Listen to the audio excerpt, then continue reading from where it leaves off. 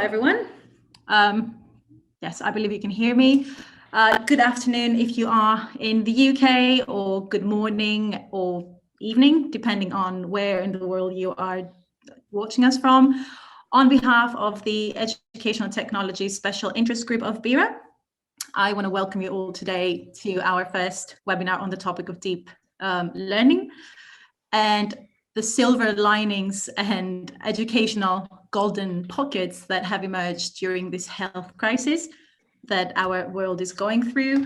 My name is Livia Limperis, and together with Francesco Majorana, I co-convene the Educational Technology Special Interest Group of BERA.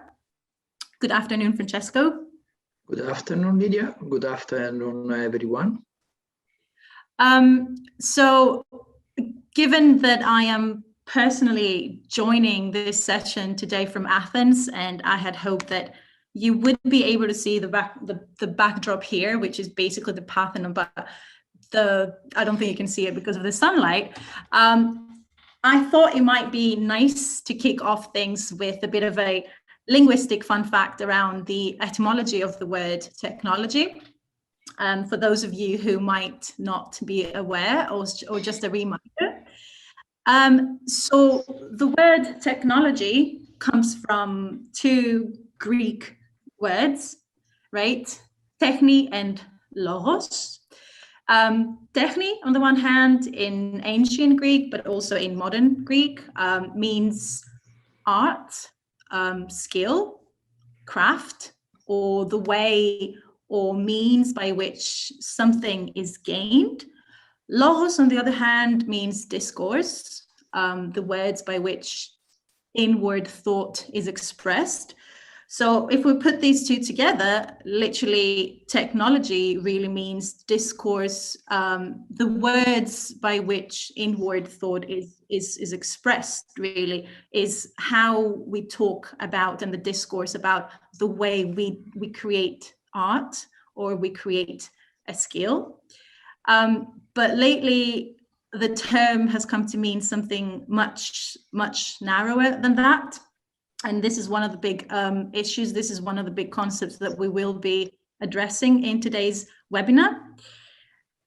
So before we begin, I would just like to remind everyone that this webinar is being recorded and will be made available to BERA members as a digital resource on the BERA website. And so we, okay, so can we do the poll now, Dior? I'm sorry, we're just managing the logistics here.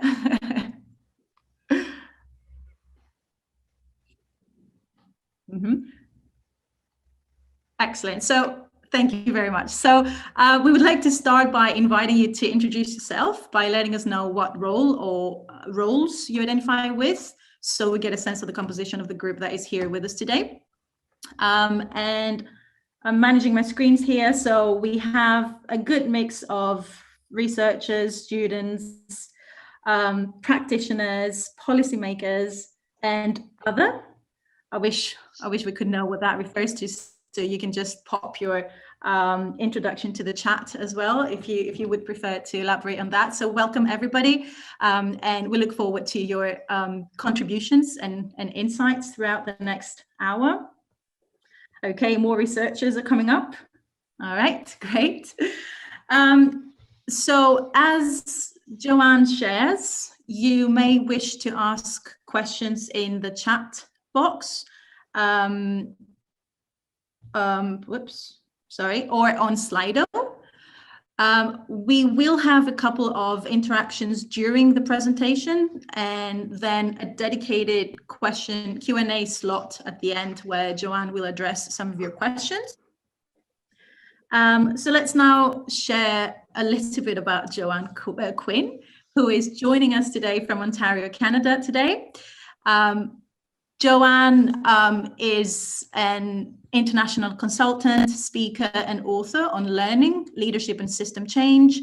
She brings a wealth of experience with her as a practitioner herself, Superintendent of Education, advisor to the Ontario Ministry of Education, and Director of Continuing Education at the University of Toronto.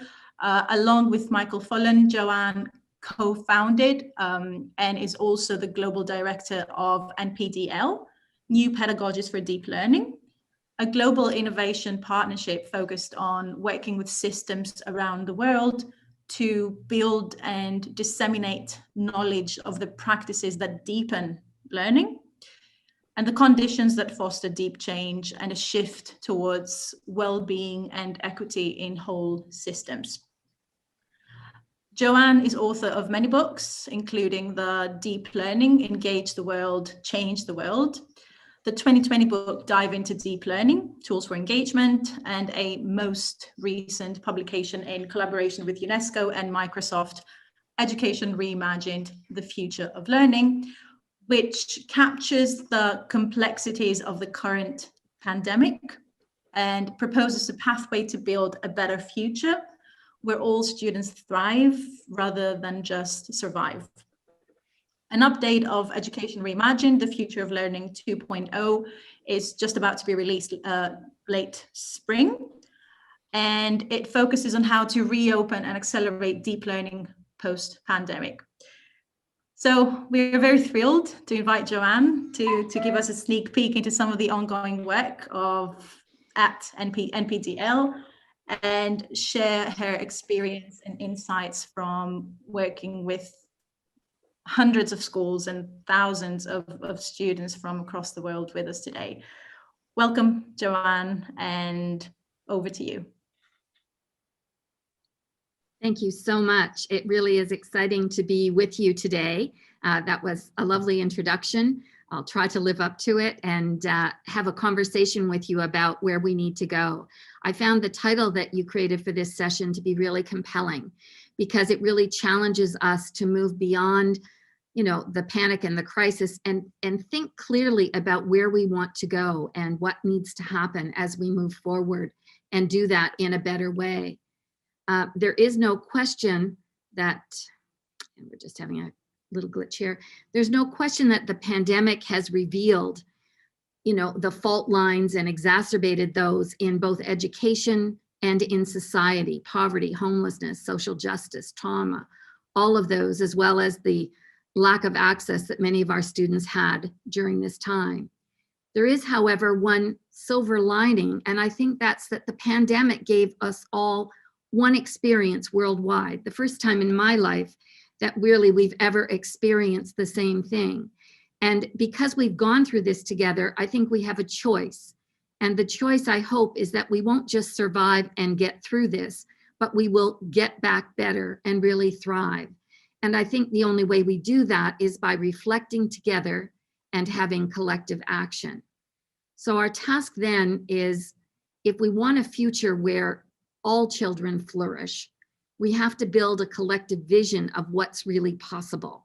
And I loved your definition of technology. It's certainly a new way of capturing that thinking about where learning needs to go and the role that technology and the digital world will play in that, and then work towards it.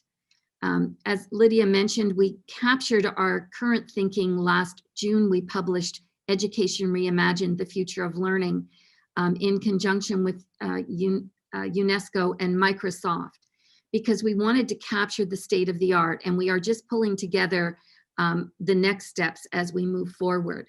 But before we go too much further, I want to invite you to contribute some of your thinking. I want to challenge you to think, if you had just one gift you could give to the students of tomorrow, either a skill or an attribute or a quality, what would that be? And think of that one word and just pop that into the word cloud.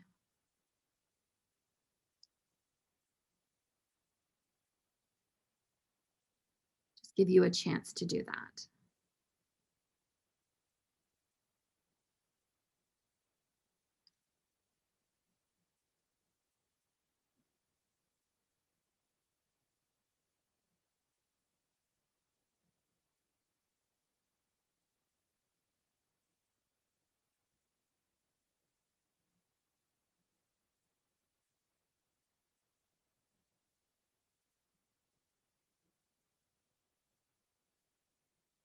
Oh, great, they're coming up now.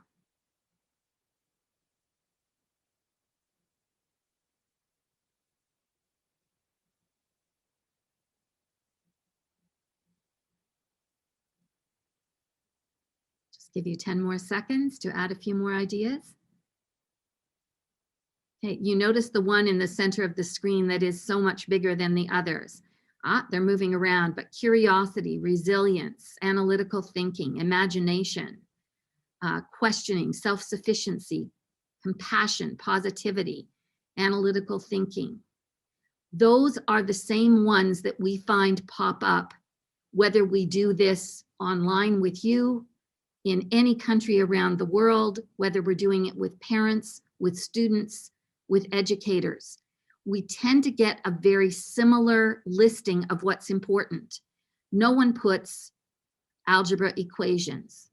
No one puts the kind of content pieces that we've thought of for so many years as being critical.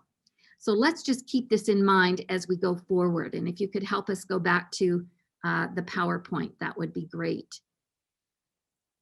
So these ideas, as I said, resonate around the globe. The reimagined paper describes the situation, but it also talks about a pathway forward. And the pathway that we've worked on for the last 8 years is something we called New Pedagogies for Deep Learning. And our purpose when we began was to foster what we called deep learning so that all, not just some or entitled, but all learners could contribute to the common good, address global challenges, and flourish in a complex world.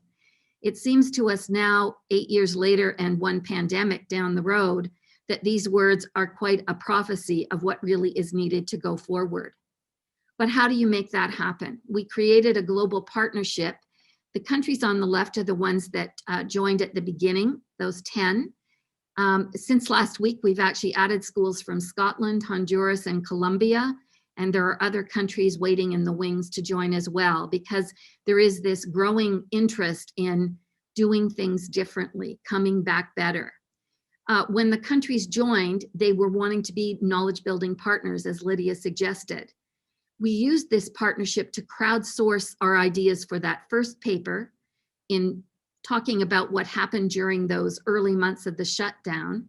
But more recently, we're working with those partners to tease out what are the lessons we've learned during the past year? What are those promising practices that we need to focus on to build a better future?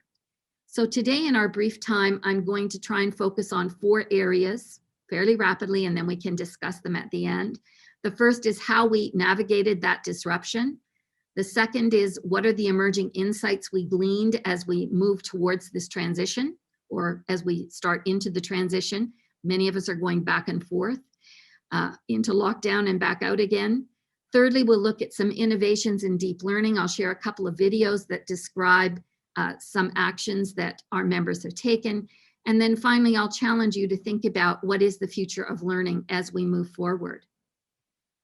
There's no question for all of us that 1 week ago, or 1 year ago last week, many of us began navigating this disruption, the rapid shift, the early attempts at remote learning.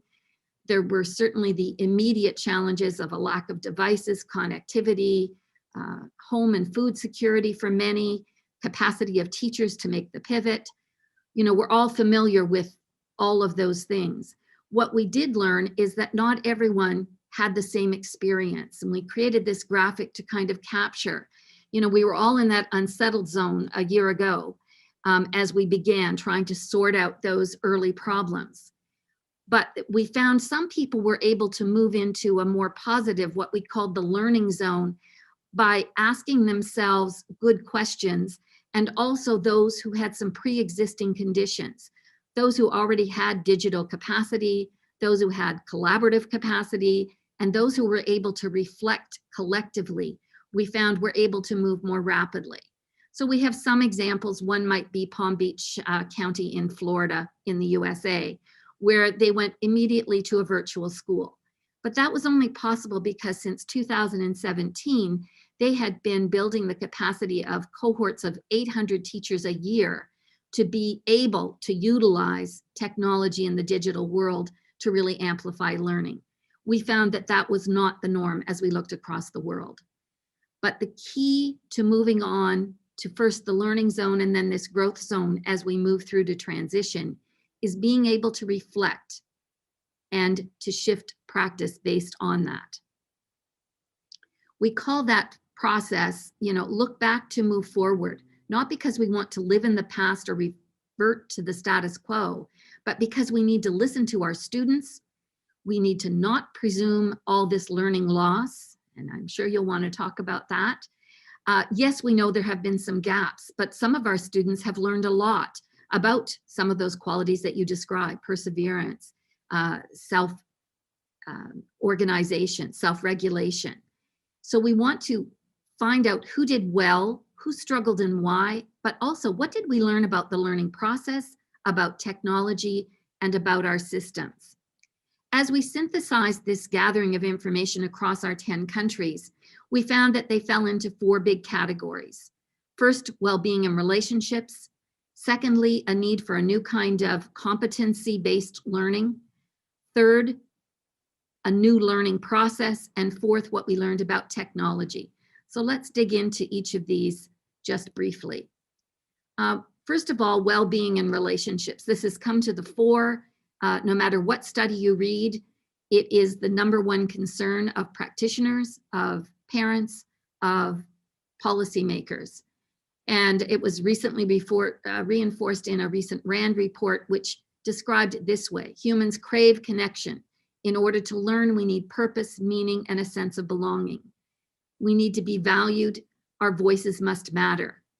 All of these are critical and certainly at the foundation of our deep learning work. But beyond these basic needs, many students have suffered great trauma for a range of reasons. And some have even left the system, either to support their families or because they were disengaged with the offerings. So job #1, as we move forward with any strategy, must be to attend to well-being of students and teachers at the same time that we are focusing on the learning agenda. The second big takeaway has been what we call global competencies, but just this could have been your screen that you just contributed to. When we look at those who were able to thrive, they possess the kinds of qualities that you put into the word cloud. Self-regulation, persistence, resilience, curiosity. The future is hard to predict. It's hard to talk about those future-ready skills because we don't know exactly what our students will face. If we look to researchers, McKinsey's recent report talked about how important automation and digitization was going to increase the need for technology and people who are familiar with that. But they also noted that social emotional skills are going to be completely necessary in order to thrive. So that means we have to have a conscious emphasis on building relationships, both online and off, if we are preparing our students to be future ready. Similarly, Cisco, a leader in skills for employment, was looking at the volatile, uncertain, complex, and ambiguous world, and we're all familiar with that, and stated that workers of the future are going to need agility and flexibility, growth mindset and resilience, teamwork and collaboration. So the pandemic has shown us that these kinds of qualities or attributes are not just the nice to haves. They're essential for life today and to be prepared for this unknown future. So education must be intentional in developing these in our youth. In our deep learning work, we found that we needed an anchor. And so with our partners, we identified what we called 6 global competencies, and that the process of deep learning is the process of acquiring these competencies. If we want people to pursue them, we felt we needed a degree of precision and intentionality. If you take a look at these 6, 4 of them have been around since the late 90s when we started talking about 21st century learning: collaboration, communication, creativity, and critical thinking. What we found was across the world, though, there was no common understanding or definition of what we meant by these. We couldn't describe what they looked like at different levels of proficiency, and we couldn't share them in a way that helped us communicate. So what we did, as you can see, is identified sub-dimensions for each, and then we have also created what we called learning progressions that describe pathways of developing that proficiency. The other thing that our partners did that was different was they were explicit about character and citizenship. We have found that that has become a real catalyst, and if you look at character and those dimensions, they really capture what we're talking about in terms of the pandemic and what our people need. So with those competencies and progressions, we use them to guide the design of learning, self and peer reflection, and assessment of growth as we move forward. So the third insight is that we learned a lot about the process of learning itself. One of the things that became quickly apparent is that content-driven transmission was not engaging or sustainable, whether we were sending packets of information home or we were connecting with students online. Students want to engage and connect. They do not want to be delivered to.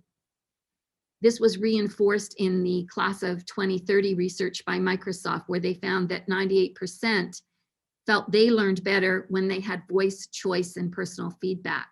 Students want a teacher who is skilled and knows them personally. And during the pandemic, we've seen teachers go to extraordinary lengths to connect and show their students that they know them. The findings from the Education Endowment Foundation also indicated the most powerful teaching practices used worldwide to support and improve learning for students who were not able to attend classes are the following. Number one, teaching quality is more important than how the lessons are delivered. So that's the quality of that learning design. Peer interaction can provide motivation and then improve learning outcomes.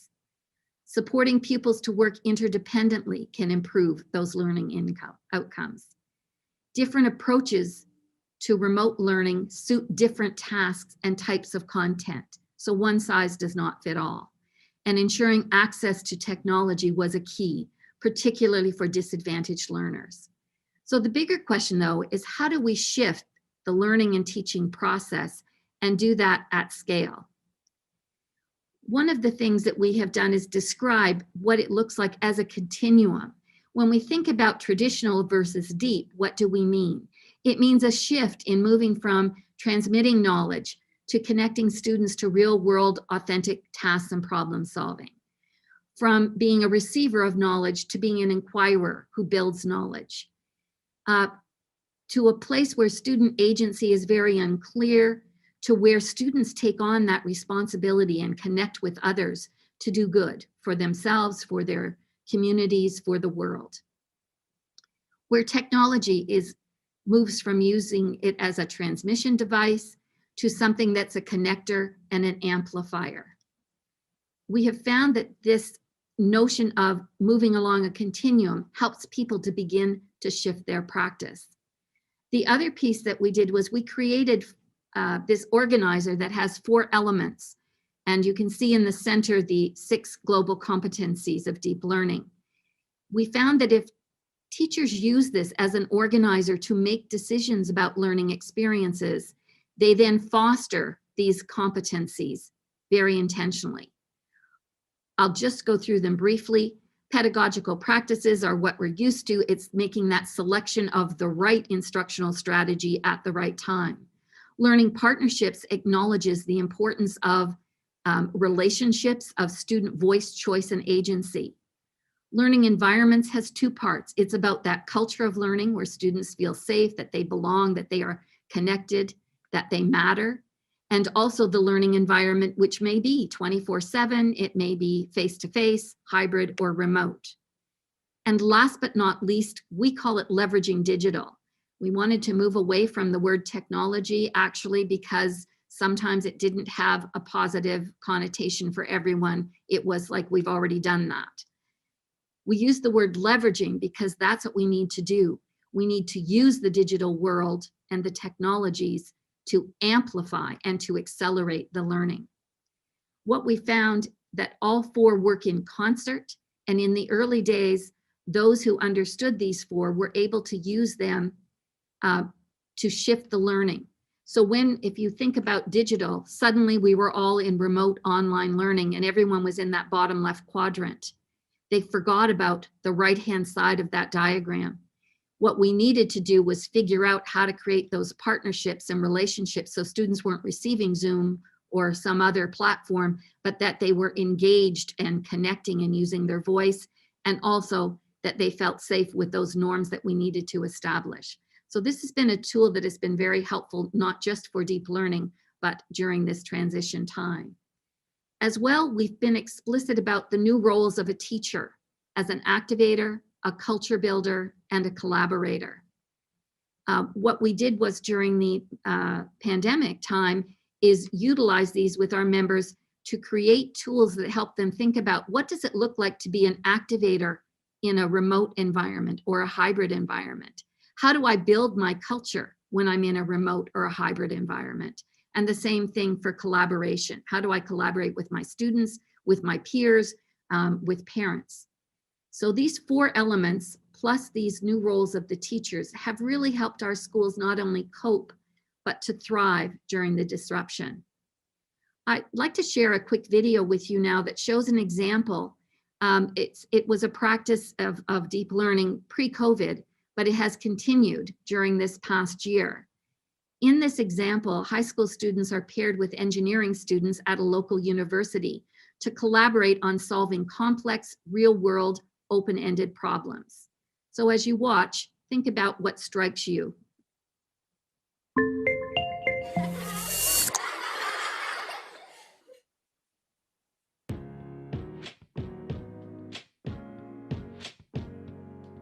Probably my favorite part of iSTEM is the fact that we get to do group projects with others that are interested in what we're doing. So we get to come together as a group and think about what we want to do, how we want to achieve it, and use different strategies that we have learned to complete it effectively.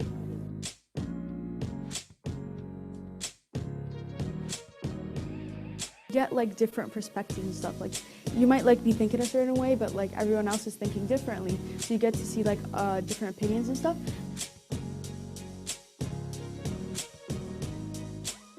The design challenge they're participating in is actually the one my first year students participate in, and it involves inviting a local person, a client, into the classroom for whom the students design.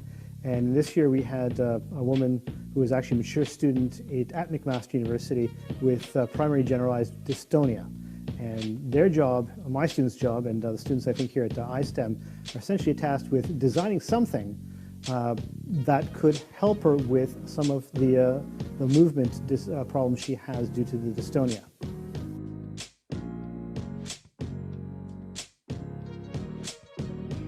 Because the 4 subjects that are math, science, tech, and geography are so correlated, you have the opportunity to solve a number of different problems in a variety of your own ways.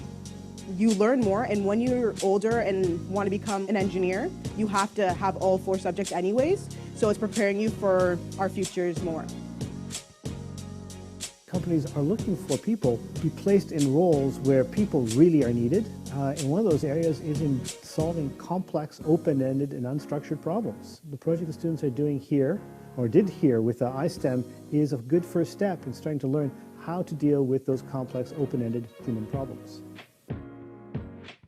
We get to look at real-world issues like our Ravine project. It's not something that we would have done in a normal high school scene. The ravine project is there's basically a ravine behind the school, and the problem is it's eroding at an unnatural rate, so it's eroding a bit too fast. The ecosystems are really not doing well because of the erosion. All the roots are exposed, the trees are falling down. It's just not even looking nice, and the pollution that kids throw back there. So what we're trying to do is we're trying to find a solution to the erosion problem, so we're trying to make it erode slower at a more natural rate. There isn't a fixed answer, there isn't a right answer at the end. They need to make their way through a lot of uncertainty and ambiguity, and there is plenty of room for failure through a project like this. I think my favorite part would have to be our model rocket project. At the start of the year, we started looking at prototyping, so we started by making paper rockets, then we worked our way up to bottle rockets, and then we did a combustion rocket. We did learn the tech behind it, the chemistry behind it, and I liked it because it wasn't just sitting in a classroom learning, it was that opportunity, and I find it much easier to learn things when it has a purpose.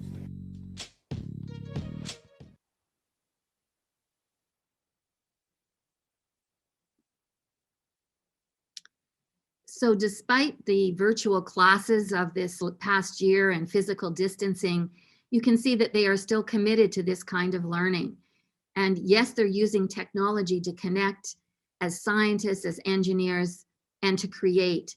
But as that last student just said, it's not about the technology, it's about the learning, and that it's easier to learn when learning has a purpose. So what we're seeing is in our best examples of deep learning, technology is just a seamless part of that learning process as opposed to being a device. And that brings us to number 4 of our insights, that we have to elevate not just the importance of technology, we've all needed it desperately this past year, but the impact. It's everywhere, but it's not equally successful due to capacity. What we noticed from our partners in Hong Kong, you can see the vignette on the screen, they were in lockdown much sooner than the rest of the world because of the riots last year. And so they had already had to move to a virtual environment. And what they found was that when technology moved from a vehicle of transmission to one for collaboration, discovery, understanding, and doing, it accelerated and amplified the learning. So the future of technology is not about digitizing curriculum or creating programmed learning, and I know I'm speaking to the converted, but rather unleashing the power of connection, communication, and collaboration to solve real-world problems. But let's take a next look. We have just a few minutes left at an innovative response from one of our partners in Uruguay. And I selected this because it's different than where we live, but it's a much more innovative response than I've seen certainly in North America, as they had to address issues of equity and access. A decade ago, Uruguay in South America implemented a one-on-one program. So they were well-resourced with digital, but they soon realized that technology without good pedagogy wasn't very powerful. So they joined the global partnership and now have 700 schools working on deep learning. But when the pandemic struck, if you look at the OECD paper, they were the only country in South America that was resourced this highly. However, even they suffered from a lack of connectivity and capacities, especially in remote areas. So the next video describes how they use television to deeply engage students. I invite you to watch the subtitles to glean some of the findings that you hear. And because of time, I'll just show you the first 3 minutes of the video, but then we will make it available on our public website for anyone who would like to see more of their experience. Mirando a cámara, sonriendo, divirtiéndose. Son las recomendaciones. Perfecto. Ficción 104A, toma 4. En marzo se había culminado la presencialidad, estábamos con el plan Ceibal explorando todas las estrategias tecnológicas, comenzamos a ver qué era lo que pasaba en el mundo. Habíamos visto el ejemplo de México, el ejemplo de España, donde había un programa para cada grado, para cada nivel de educación. Sin embargo, nosotros fuimos por un formato para primaria y un formato para media, procurando un enfoque de pedagogía más basado en la curiosidad del estudiante. Veíamos que hay hogares que tienen poca conectividad o nula, entonces generábamos otro canal de llegada a los niños a través de las pantallas de televisión. Tengo la impresión de que es una alianza nueva con esta integración. Obviamente somos instituciones públicas de distinto tamaño, de distinto porte, que somos en algún punto complementarios. Me parece que es una sinergia que ya ha dado resultados muy positivos y que tiene todavía por delante un largo camino para recorrer. Sean todos ustedes muy bienvenidos a otro programa de Tiempo de Aprender. El primer desafío fue poder estar en condiciones de arrancar la primera semana de junio con contenidos al aire. Principalmente pusimos foco con TA en primaria. Teníamos la oportunidad de darle herramientas de apoyo tanto a los docentes como a las familias para que los niños pudieran aprender haciendo. Ahí lo que se pone son aquellos contenidos del programa que se trabajan en cada episodio de lunes a viernes. Eso se transmite a través de redes y a través de mailing y es dirigido específicamente a docentes. Siento que este programa, que era un proyecto de 3 meses que se extendió en el tiempo, terminó siendo una herramienta recontra útil. Ahora que este programa además se va a replicar en toda Latinoamérica por DirecTV, vamos a poder ayudar a escolares de toda Latinoamérica. Es una maravilla. CEMAS tenía un desafío bastante más difícil. Ir por los adolescentes, en un formato ficción. ¡Ay! ¿Quién sos vos? ¿A vos también te mandaron el mensaje? que muta rápidamente en algo más transmedia, donde, bueno, esto vive en Twitter, esto otro en Instagram, esto otro sucede en TikTok. Ahora se agregó la posibilidad de jugar por WhatsApp entre pares, que iba abordando tangencialmente contenido que está en los programas del ciclo básico. Pensemos, un fantasma inglés en un tren. En cuarto de liceo dimos una novela, El fantasma de Canterville, de Oscar Wilde. Re veo el entusiasmo de los gurises y como que siempre son recontra cariñosos y vienen y te dicen, ¿entendés? Pa, agradezco pila el programa porque aprendo y también me divierto. Creo que eso es lo más valioso. Yo nunca probé, ¿está bueno? Sí, pero tranqui, no hay que pasarse. Tu corto es radicalmente distinto. Ahí es producción de jóvenes y adolescentes. Y varias sorpresas. Primero, el volumen de la producción de nuestros jóvenes nos demostró que los jóvenes tienen mucho para decir y lo importante que es como espacios en la pantalla nacional se abra a lo que hacen. And I know you're dying to see more, so I hope that you will come to our website, www.npdl.global, and we will post that in the coming weeks. What strikes me, and I wish we could have a conversation about it when I look at something like that, is their focus on the curiosity of children, of understanding that students want to connect, and then being so creative in the way that they created programs for young ones that gave tools to parents and families, and then realizing that for teenagers, they needed something that would really capture their attention. In another video, they have also created a program because they realized that their students were not having a good transition from what we would call moving into high school. And so they created a program where they have every student is interviewed, they find out what they're interested in, and then they help them create an app based on that particular interest. So there's a lot going on in the world, and those are just a couple of examples to show that there is a lot of creativity and that we need to funnel that. So as I close this part of the presentation, I want to leave you with the big question: what is the future of learning, and what is the role technology and the digital world will play in that future? I feel that there is tremendous potential for a real shift based on the insights that we've gained by reflecting on the pandemic, but also there's a strong pull to drag us back to the status quo. If I think in particular about technology in the digital world, because I know that's your area of interest, I think it has the potential to transform learning in 4 key ways. It can be an equalizer. If all students had access to devices and connectivity, it could level the playing field and impact that equity of access. You know, every student could visit the Louvre or the Smithsonian or the Amazon jungle. They could connect with experts across the globe. They could work with peers in other countries to solve real-life problems. It could be a liberator. If we move away from packaged curriculum solutions to using the power of the digital world to be infinitely curious and to solve authentic challenges, as you just saw those students doing, it can engage all students, both face-to-face and remote. But building the capacity of teachers to leverage digital will be essential. Systems have shown that they have the ability to pivot, but only when they have clarity of goals and vision. Sorry, just checking on my timing there, to support that vision of learning. Third, it can be a connector when it's used to cultivate relationships, to foster interaction, to collaborate, to build new knowledge. It creates learning that has meaning and impact, as you just saw. Students in our world expect to connect, to change, and to influence their world. We have to give them a way to do that. And finally, it can be an amplifier by opening the walls of learning to the world and by providing tools so that students can take charge of their own learning. We call this engage the world, change the world, as students become good at learning and good at life.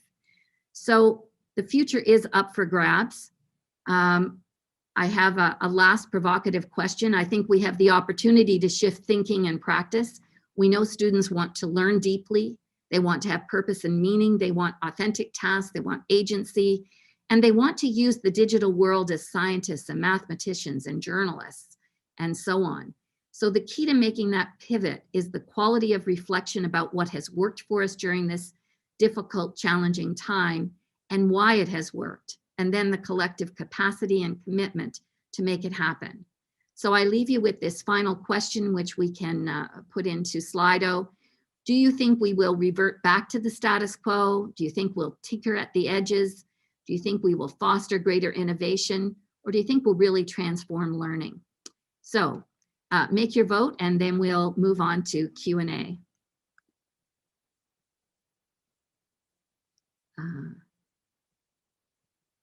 Can we move? Yes.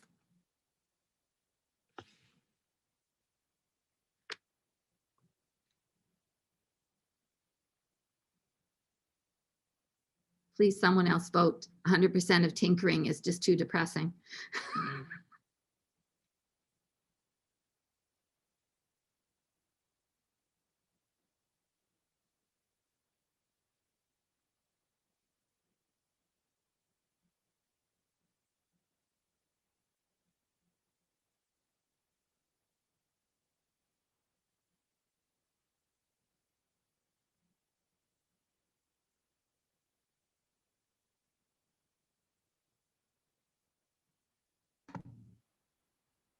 We'll just give it 10 more seconds.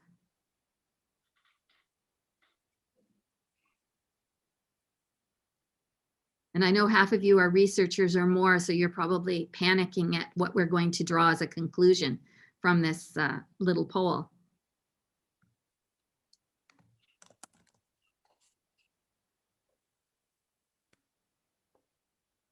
So 50% think that we are going to do something that is more meaningful, that to innovate and transform the system.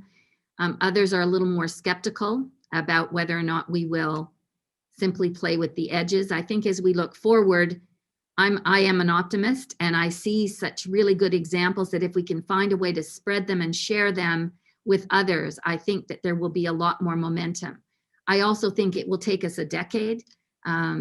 We talk now about the moonshot, and once we decided to go to the moon, it took 10 years, but it did happen. And so it won't happen overnight, but I think we can move forward. So with that, I shall pass it back to Lydia and respond to questions. Well, thanks, Joanne. You've given us a lot to think about, and we have a few questions that have come in through the chat. Can we do deep learning without digital technology?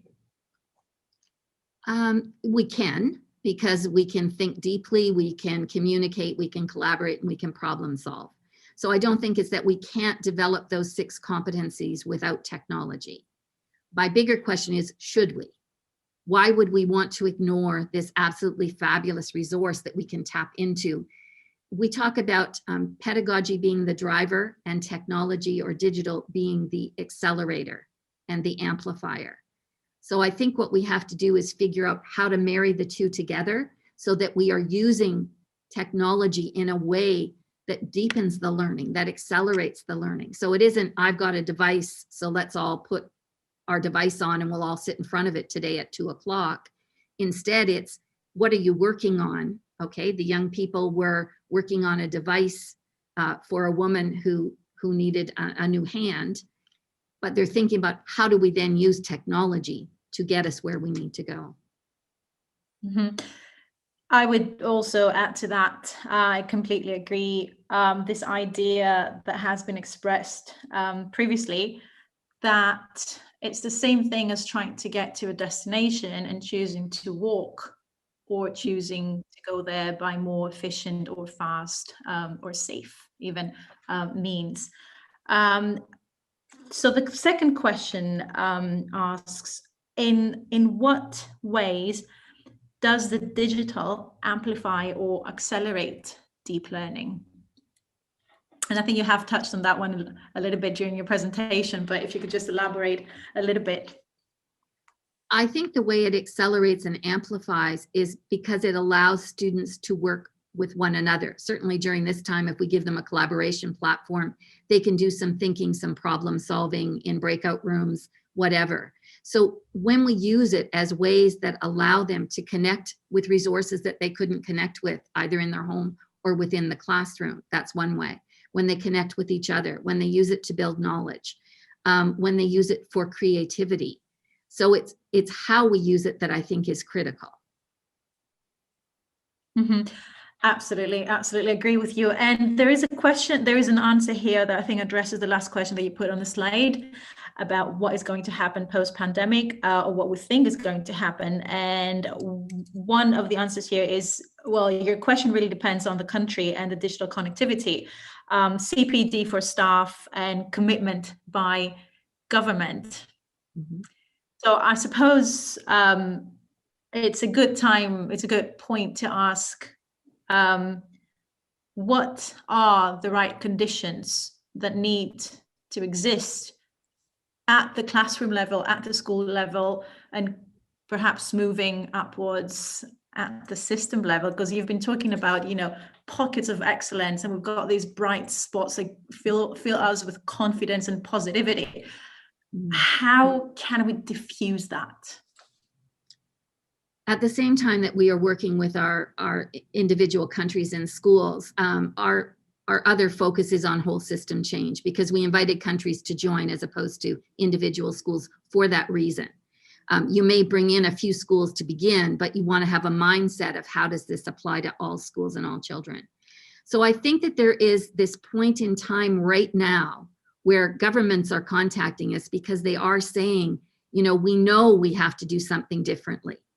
What we suggest is that it's not about coming at it from the technology side. We say you need to think about how you want to change learning. So we want to give access to quality learning to all children. How will we do that?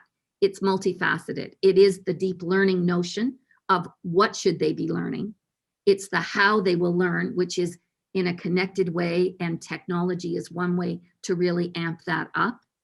And we have to build those relationships, parents, community, business partners. And that's something else that came to the fore during the pandemic. We saw corporate partners really step forward to add connectivity at very low cost, to add devices at very low cost. And what we need to do is keep that going so that we have a multi-dimensional approach to making this happen. And it means all of us need to be engaged. What we have done with working with schools and districts and clusters and municipalities is to create examples that we can say, we know this works. We know that this is proven in practice over 8 years. It works in poor countries. It works in well-to-do neighborhoods. It works in urban and in rural areas, so that people can't just discount it, that this deep learning is important. But then we need to work on how do we build relationships to make this happen. And it's hard to blast people out of that status quo.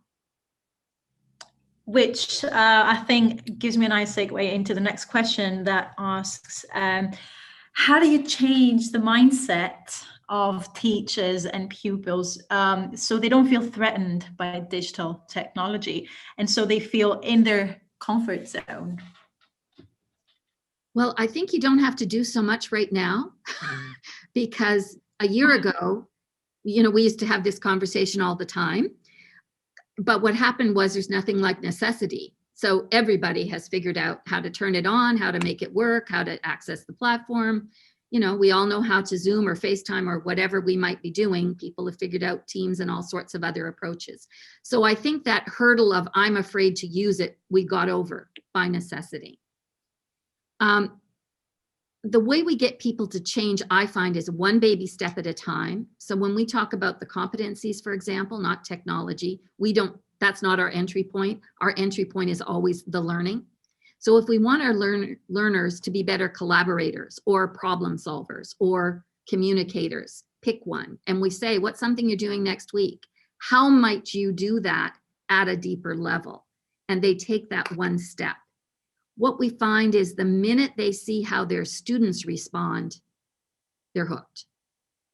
So it is the student, they'll see their students, if they give them voice and choice. So if they don't want to release control because they're very traditional, I would say, what's one thing you could give them a choice about in that next unit or that chunk of work? Just one thing.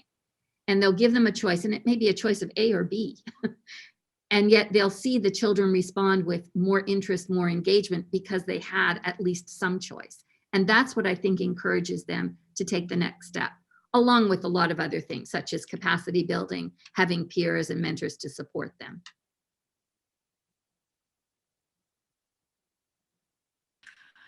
There are a lot of questions here about standardized testing. So you're freezing a bit on me, Lydia. Hello. I'm here, but you were frozen. I didn't hear the question. Yes. So. And you just froze again for me.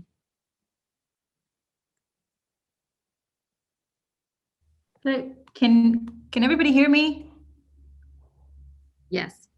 Yes, Lydia. Okay, I'll try. And so there are a lot of questions here about standardized assessment, and I suppose the question is,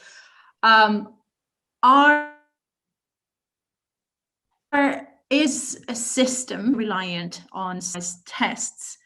And when we're speaking of deep learning, are these two mutually exclusive, or can they coexist? What are your thoughts about that?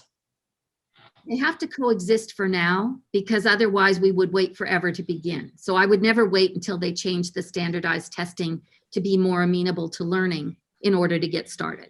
So that would be the short answer.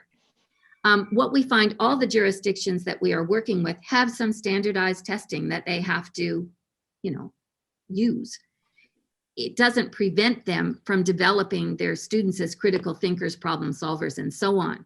Because actually, in most cases, if students possess those qualities, they're also better able to handle things if the test includes any thinking. And my other thought is, if the test requires no thinking skills or none of these higher level skills, and it simply is regurgitating some sort of content, take 2 weeks and teach them all the content that they have to know to pass the test, if it's that bad. But I think that there is a recognition that we need to have other ways to measure the qualities.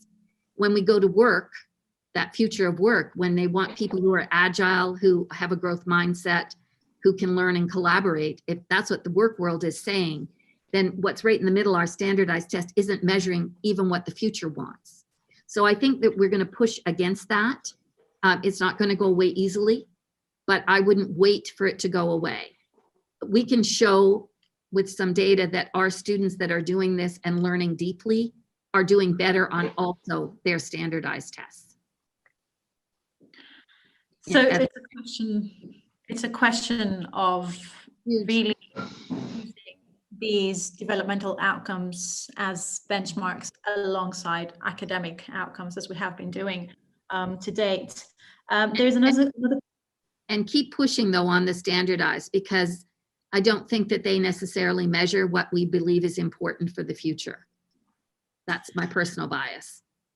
Which ties into the next question. So are there any, I'm sorry, I've lost the question here.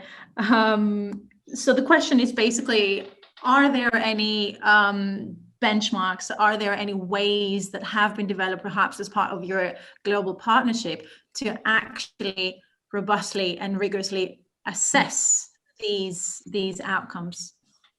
That's a great question, because that's actually where we have turned our focus now. The first few years, we're getting people into the habit of how to foster deep learning. And now we are, with our countries, looking at how do we assess? What are the metrics? We can assess individual students and measure their progress, but how do we want to measure that as they are, say, school leavers? And so we are just pulling together some on-the-ground examples of how people are doing that through demonstrations of practice.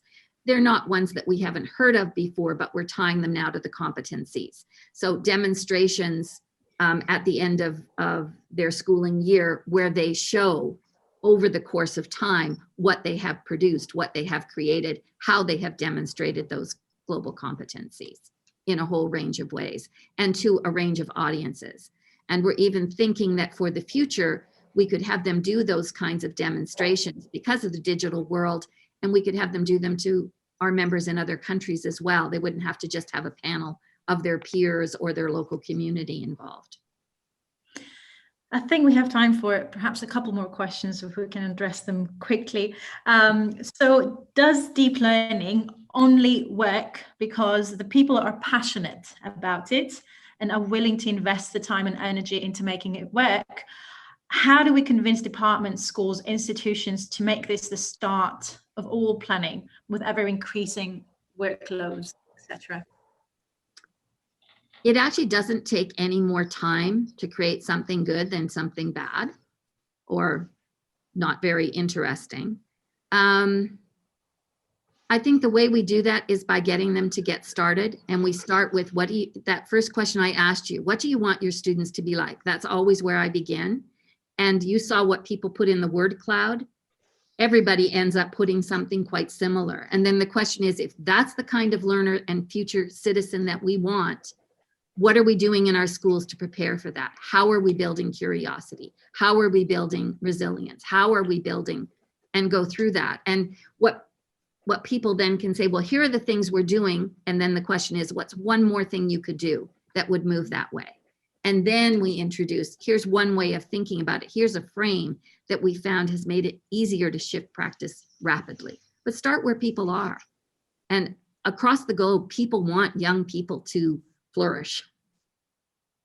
Start where people are and start with where students are, where teachers are as well. Absolutely. There are also a number of questions here posed about equity. Yes. And I think we can address this very, very briefly if we can. So I'm sorry. So the question is, I'm going to summarize it. So how can we level the playing field by providing equality of access in contexts that have limited financial resources to tool everybody in the first instance? Or do these examples, those really nice examples that you have provided us with, come from high resource, sort of privileged, if I can use this word, settings? How does this translate into low resource settings? Okay, well, the Uruguay for sure is a low, it's resourced, but it's a high poverty. So it's not a high socioeconomic situation. So we have all kinds of examples, and there are more videos on our public website that people could see. What we say, and we are releasing a paper on Monday, it's just a short one about how to activate deep learning and lift from loss, because we're worried about the inequity that has occurred during the pandemic. And in that, what we say is that you need a unified model that links equity, well-being, and deep learning. You can't address them separately. The way we deal with equity is by that culture of learning that makes them feel safe, secure, that they belong, so that they can be successful. And we know from the ACEs research that we have to build up those positive relationships if they have been traumatized and suffered. So that's one key part of the model. The second thing is we level the playing ground, the playing field, by not only measuring English and math, by not only demonstrating learning through paper pencil tasks. And once we free kids to demonstrate all of their talents and qualities, that also levels the playing field, because they have that opportunity to demonstrate what they know and what they can do, not just what they can write about. Thank you very much, Joanne. This has been very, very thought-provoking. And judging by the level of energy and question and activity in the chat, it's really obvious that this topic resonates with a lot of people working in different fields of education and that are actively engaged with nurturing human capital in different settings and alongside subject-based learning. So we are going to have to wrap it up here. And we are going to archive some of the questions that we have not had time to address. Apologies for that. Perhaps we can address them in writing in the form of a blog going forward, if Joanne would be willing to contribute to that. So thank you very, very much for joining us today. Just a reminder that this webinar is going to be available on the BEER website. Thank you, Joanne. Thank you for this really, really thought-provoking session and presentation and bringing the voices from the field. And we want to wish everyone well and continued good health. Thank you to BIRA support, Dior and Metiv. Thank you very, very much for your excellent technical support. Thank you to everybody for joining us this afternoon and for your rich contributions. To be continued. Thank you very much. Goodbye, everybody. Thank you very much. Bye-bye.